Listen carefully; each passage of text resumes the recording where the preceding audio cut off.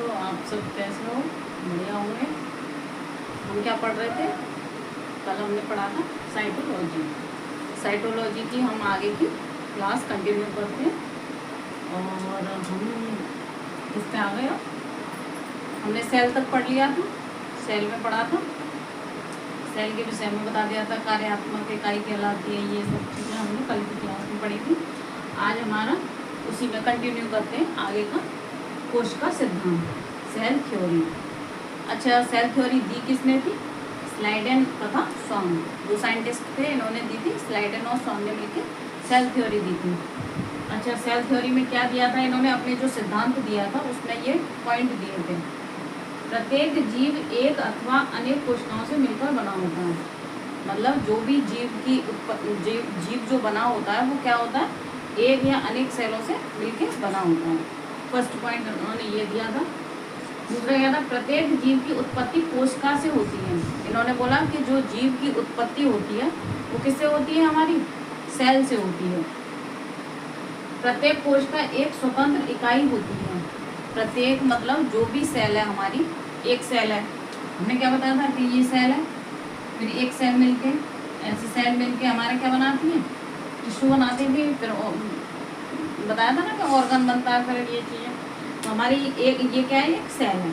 तो इसने बोला कि प्रत्येक कोशिका एक स्वतंत्र इकाई होती है। ये अगर हम एक बनाएंगे तो ये क्या हमारी स्वतंत्र इकाई मानी जाएगी।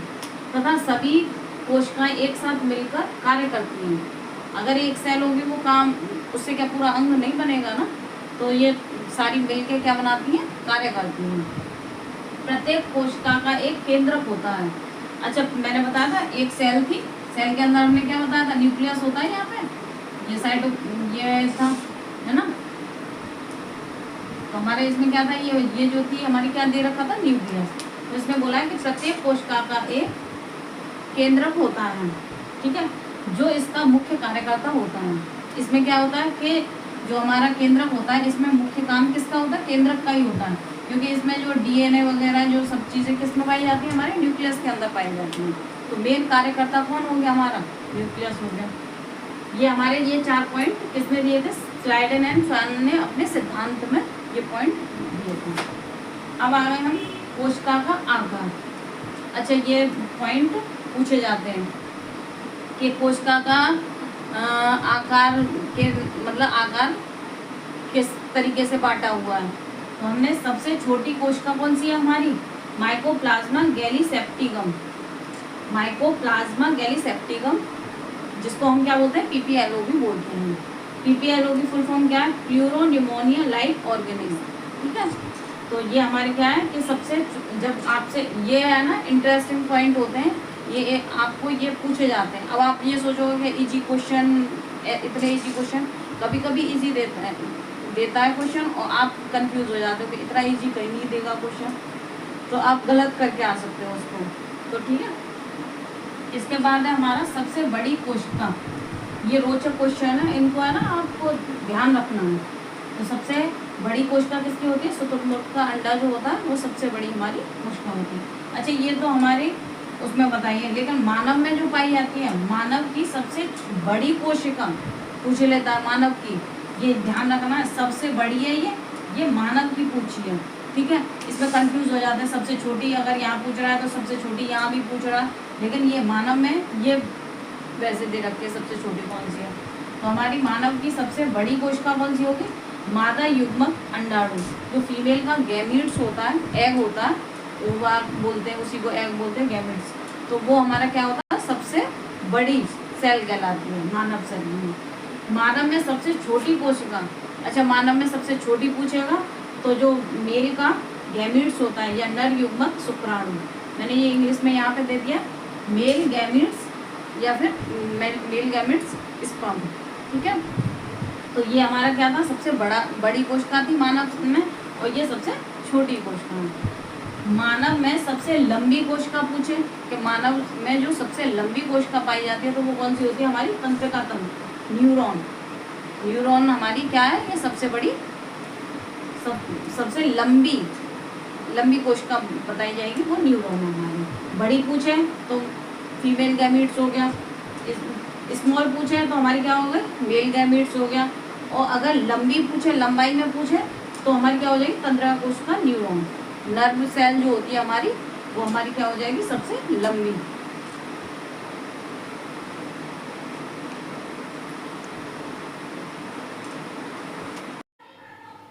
अब हम पढ़ेंगे कोशिका के प्रकार, संख्या के आधार पर पढ़ेंगे और मतलब केंद्र की संरचना के आधार पर।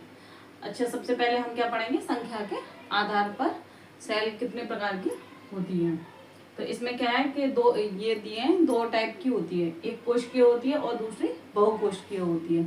अच्छा, इससे ही मालूम पड़ रहा है कि एक कोशिका होगी तो एक कोशिकीय हो गया, और जब अधिक कोशिकाएं होंगी तो वो बहुकोशिकीय हो जाएगा। इसी को हम यूनिसेलुलर बोलेंगे, उसको मल्टीसेलुलर हो गई। ठीक है। अब इनका शरीर केवल एक ही प्रकार की कोशिकाओं से मिलकर बना होता है, जैसे कि उसमें एक कोशिकीय बताया, तो उसी में इनका शरीर क्या होता है, एक कोशिका से मिलकर बना होता है, तो उसे हम बोलते हैं एक कोशिकीय। अच्छा, इसमें कौन कौन से आते हैं, अमीबा आता है, पैरामीशियम, यूग्लिना आदि आते हैं। बहुकोशिकीय में क्या आएगा, इनका शरीर एक से अधिक प्रकार की कोशिकाओं से मिलकर बना होता है, तो वो क्या हो गया, हमारा बहुकोशिकीय हो गया। ठीक है। अब इसमें क्या आएगा, मनुष्य, जंतु और पादप आते हैं। अच्छा, अब हमारी बॉडी है, मनुष्य है, तो उसकी क्या एक सेल, हम क्या एक सेल से बने हुए हैं, नहीं है ना। अब जैसे अमीबा होता है वो यूनिसेलुलर होता है, पैरामीशियम है, यूग्लिना, ये क्या होते हैं, यूनिसेलुलर होते हैं, जबकि मनुष्य, पादप, ये सब क्या है, मल्टीसेलुलर उसमें आते हैं। ठीक है। अब ये इससे ज्यादा मतलब मेन क्वेश्चन जो बनते हैं केंद्रक की संरचना के आधार पर पूछे जाते हैं सेल में।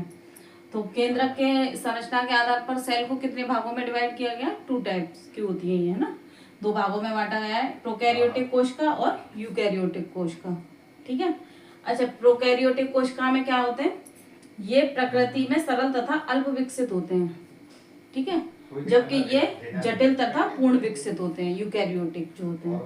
ठीक है। आगे हम पढ़ेंगे तो इसके बारे में और भी डिटेल में आगे की क्लासों में हमें पढ़ना है। इसमें क्या होता है, अल्प विकसित केंद्रक होता है, इसमें पूर्ण विकसित केंद्रक होता है। अच्छा, इसमें अल्प केंद्रक होता है। अब हम पहले छोटे थे तो क्या पढ़ा देते थे कि भाई केंद्रक, इसमें केंद्रक नहीं होता है, इसमें केंद्रक होता है, लेकिन इसमें होता है केंद्रक, लेकिन क्या होता है, अल्प विकसित केंद्रक होता है। जबकि इसमें क्या होता है, इसमें पूर्ण विकसित केंद्रक होता है। ठीक है। इसमें नग्न डीएनए पाया जाता है। डीएनए जो है अभी आगे हम पढ़ेंगे, जैसे ये डीएनए की स्ट्रक्चर इस टाइप से बना होता है। ठीक है। तो हम इसमें जो डीएनए होता है उसमें क्या है, बिना हिस्टोन प्रोटीन के, उसमें हिस्टोन प्रोटीन नहीं पाई जाएगी, जबकि केंद्रकीय डीएनए, न्यूक्लियर डीएनए पाया जाता है, इसमें केंद्रक युक्त होता है।